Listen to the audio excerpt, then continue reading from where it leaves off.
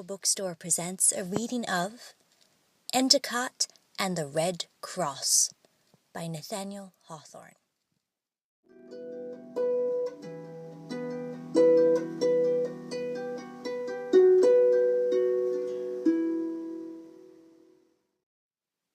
At noon of an autumnal day more than 2 centuries ago, the English colours were displayed by the standard-bearer of the Salem train band, which had mustered for martial exercise under the orders of John Endicott.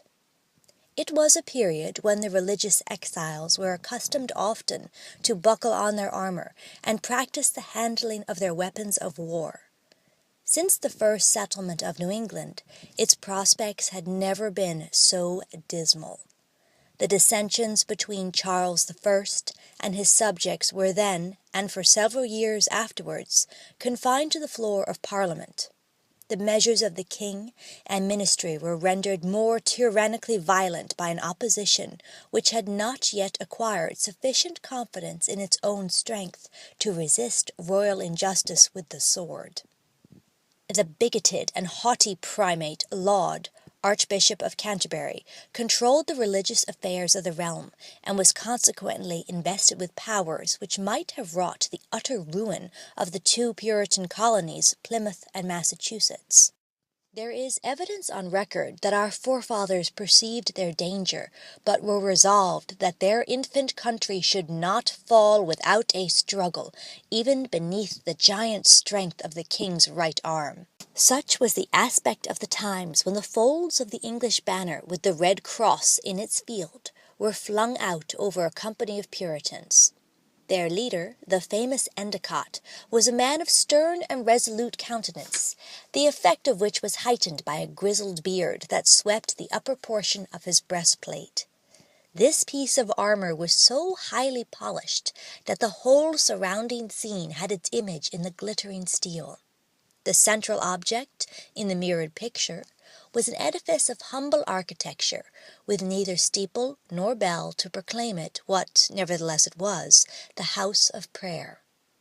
A token of the perils of the wilderness was seen in the grim head of a wolf, which had just been slain within the precincts of the town, and, according to the regular mode of claiming the bounty, was nailed on the porch of the meeting-house. The blood was still plashing on the doorstep. There happened to be visible, at the same noontime hour, so many other characteristics of the time and manners of the Puritans that we must endeavour to represent them in a sketch, though far less vividly than they were reflected in the polished breastplate of John Endicott. In close vicinity to the sacred edifice appeared that important engine of Puritanic authority, the whipping post, with the soil around it well trodden by the feet of evildoers who had there been disciplined. At one corner of the meeting-house was the pillory, and at the other the stocks, and by a singular good fortune for our sketch, the head of an Episcopalian and suspected Catholic was grotesquely encased in the former machine, while a fellow criminal, who had boisterously quaffed a health to the king, was confined by the legs in the latter. Side by side, on the meeting-house steps, stood a male and a female figure. The man was a tall, lean, haggard personification of fanaticism, bearing on his breast this label, "A wanton gospeller," which betokened that he had dared to give interpretations of Holy Writ unsanctioned by the infallible judgment of the civil and religious rulers. His aspect showed no lack of zeal to maintain his heterodoxies, even at the stake.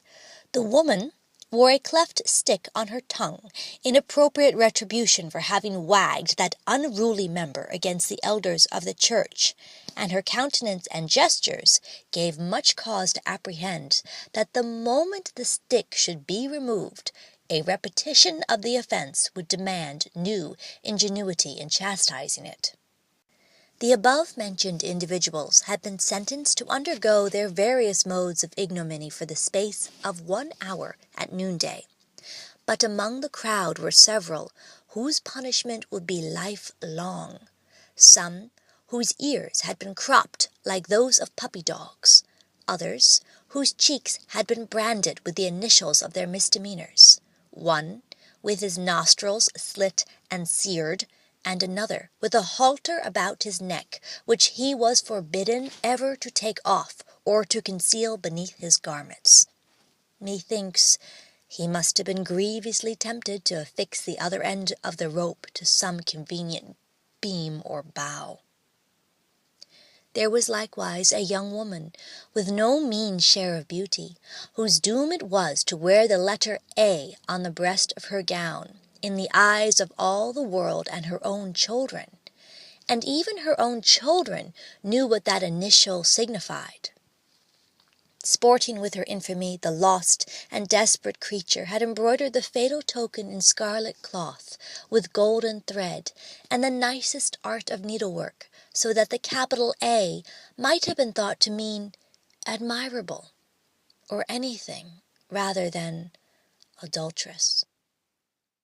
Let not the reader argue from any of these evidences of iniquity that the times of the Puritans were more vicious than our own, when, as we pass along the very street of this sketch, we discern no badge of infamy on man or woman. It was the policy of our ancestors to search out even the most secret sins, and expose them to shame, without fear or favour, in the broadest light of the noonday sun. Were such the custom now, perchance we might find materials for a less piquant sketch than the above. Except the malefactors whom we have described, and the diseased or infirm persons, the whole male population of the town, between 16 years and 60, were seen in the ranks of the train band. A few stately savages in all the pomp and dignity of the primeval Indian stood gazing at the spectacle. Their flint-headed arrows were but childish weapons compared with the matchlocks of the Puritans, and would have rattled harmlessly against the steel caps and hammered iron breastplates which enclosed each soldier in an individual fortress. The valiant John Endicott glanced with an eye of pride at his sturdy followers, and prepared to renew the martial toils of the day. "Come, my stout hearts," quoth he, drawing his sword, "let us show these poor heathen that we can handle our weapons like men of might. Well for them, if they put us not to prove it in earnest." The iron-breasted company straightened their line, and each man drew the heavy butt of his matchlock close to his left foot, thus awaiting the orders of the captain. But, as Endicott glanced right and left along the front, he discovered a personage at some little distance with whom it behooved him to hold a parley. It was an elderly gentleman, wearing a black cloak and band, and a high-crowned hat, beneath which was a velvet skull-cap, the whole being the garb of a Puritan minister. This reverend person bore a staff, which seemed to have been recently cut in the forest, and his shoes were bemired as if he had been travelling on foot through the swamps of the wilderness. His aspect was perfectly that of a pilgrim, heightened only by an apostolic dignity. Just as Endicott perceived him, he laid aside his staff and stooped to drink at a bubbling fountain, which gushed into the sunshine about a score of yards from the corner of the meeting-house. But ere the good man drank, he turned his face heavenward in thankfulness, and then, holding back his grey beard with one hand, he scooped up his simple draught in the hollow of the other. "What ho, good Mr. William!" shouted Endicott. "You are welcome back again to our town of peace. How does our worthy Governor Winthrop, and what news from Boston?" "The governor hath his health, worshipful sir," answered Roger Williams, now resuming his staff and drawing near. "And for the news, here is a letter which, knowing I was to travel hitherward to-day, his Excellency committed to my charge. Belike it contains tidings of much import, for a ship arrived yesterday from England." Mr. Williams, the minister of Salem, and of course known to all the spectators, had now reached the spot where Endicott was standing under the banner of his company, and put the governor's epistle into his hand. The broad seal was impressed with Winthrop's coat of arms. Endicott hastily unclosed the letter and began to read, while as his eyes passed down the page a wrathful change came over his manly countenance. The blood glowed through it till it seemed to be kindling with an internal heat, nor was it unnatural to suppose that his breastplate would likewise become red-hot with the angry fire of the bosom which it covered. Arriving at the conclusion, he shook the letter fiercely in his hand, so that it rustled as loud as the flag above his head. "Black tidings these, Mr. Williams," said he. "Blacker never came to New England. Doubtless you know their purport?" "Yea, truly," replied Roger Williams, "for the governor consulted respecting this matter with my brethren in the ministry at Boston, and my opinion was likewise asked. And his excellency entreats you by me that the news be not suddenly noised abroad, lest the people be stirred up into some outbreak, and thereby give the king and the archbishop a handle against us." "The governor is a wise man and a meek and moderate," said Endicott, setting his teeth grimly. "Nevertheless, I must do according to my own best judgment.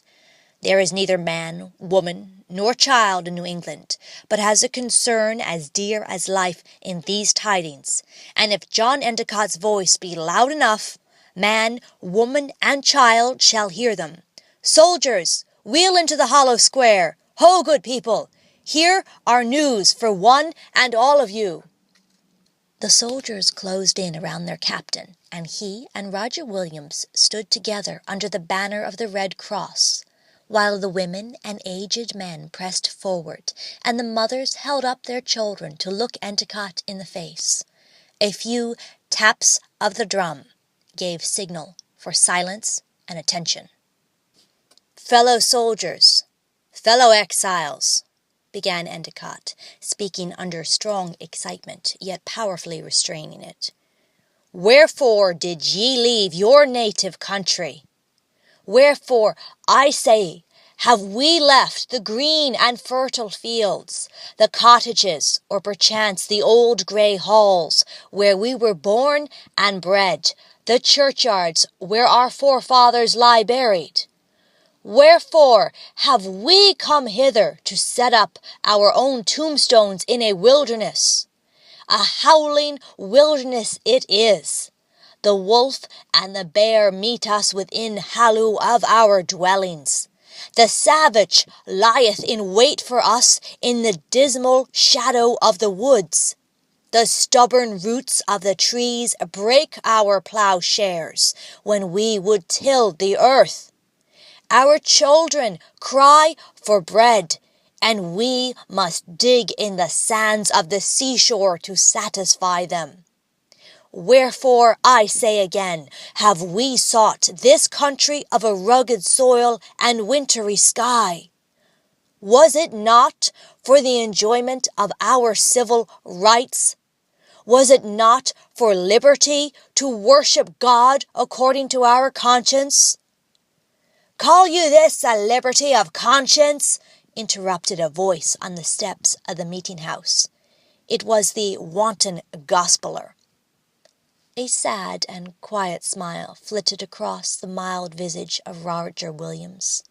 But Endicott, in the excitement of the moment, shook his sword wrathfully at the culprit, an ominous gesture from a man like him. "What hast thou to do with conscience, thou knave?" cried he.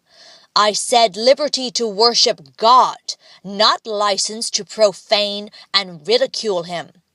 Break not in upon my speech, or I will lay thee neck and heels till this time tomorrow. Hearken to me, friends, nor heed that accursed rhapsodist. As I was saying, we have sacrificed all things, and have come to a land whereof the old world hath scarcely heard, that we might make a new world unto ourselves, and painfully seek a path from hence to heaven. But what think ye now? This son of a Scotch tyrant, this grandson of a papistical and adulterous Scotch woman, whose death proved that a golden crown doth not always save an anointed head from the block." "Nay, brother, nay," interposed Mr. Williams. "Thy words are not met for a secret chamber, far less for a public street." "Hold thy peace, Roger Williams," answered Endicott imperiously. "My spirit is wiser than thine for the business now in hand. I tell ye, fellow exiles, that Charles of England and Laud, our bitterest persecutor, Archpriest of Canterbury, are resolute to pursue us even hither. They are taking counsel, saith this letter, to send over a Governor-General, in whose breast shall be deposited all the law and equity of the land. They are minded also to establish the idolatrous forms of English episcopacy, so that when Laud shall kiss the Pope's toe as Cardinal of Rome, he may deliver New England bound hand and foot into the power of his master." A deep groan from the auditors, a sound of wrath as well as fear and sorrow, responded to this intelligence. "Look ye to it, brethren," resumed Endicott with increasing energy. "If this king and this archprelate have their will, we shall briefly behold a cross on the spire of this tabernacle which we have builded, and a high altar within its walls, with wax tapers burning round it at noonday. We shall hear the saccharine bell and the voices of the Romish priests saying the Mass. But think ye, Christian men, that these abominations may be suffered without a sword drawn, without a shot fired, without blood spilt, yea, on the very stairs of the pulpit? No, be ye strong of hand and stout of hearts. Here we stand on our soil, which we have bought with our goods, which we have won with our swords, which we have cleared with our axes, which we have tilled with the sweat of our brows, which we have sanctioned with our prayers to the God that brought us hither. Who shall enslave us here? What have we to do with this mitred prelate, with this crowned king? What have we to do with England?" Endicott gazed round at the excited countenances of the people, now full of his own spirit, and then turned suddenly to the standard-bearer, who stood close behind him. "Officer, lower your banner," said he.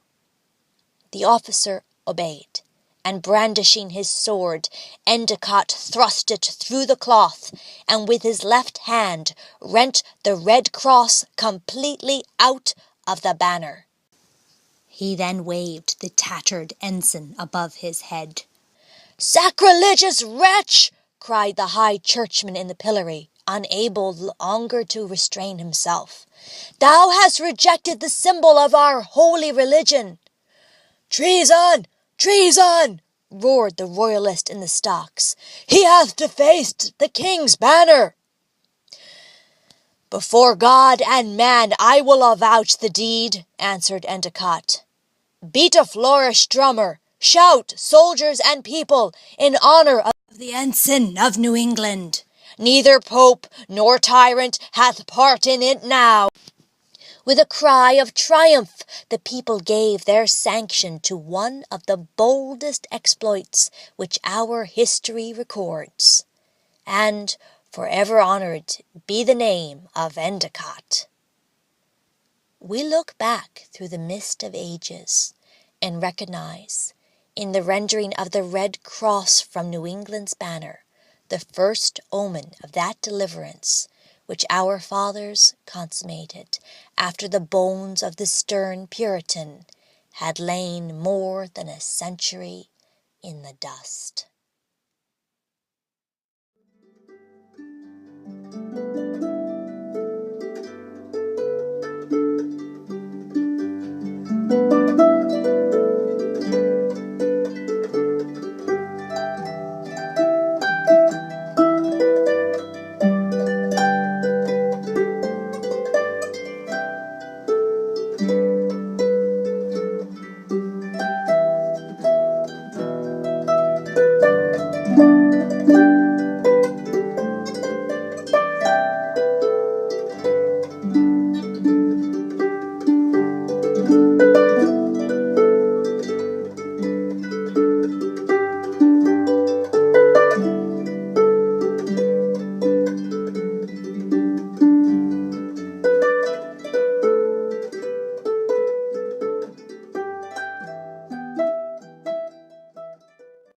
This has been a reading of Nathaniel Hawthorne's Endicott and the Red Cross, presented by the Barrow Bookstore, located in historic Concord, Massachusetts, home of the authors.